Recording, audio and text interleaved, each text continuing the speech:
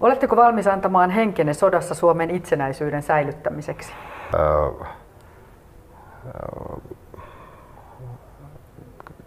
Kyllä. Mitä pahaa olette tehnyt, tyyliin valehdellut, varastanut tai ajanut ylinopeutta? No, jatketaan. Kuinka paljon annatte rahaa vuosittain hyväntekeväisyyteen?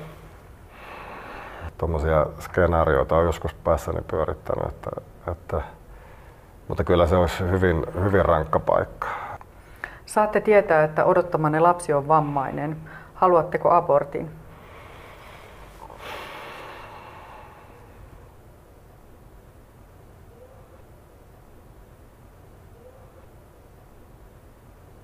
Mitä te olette varastanut?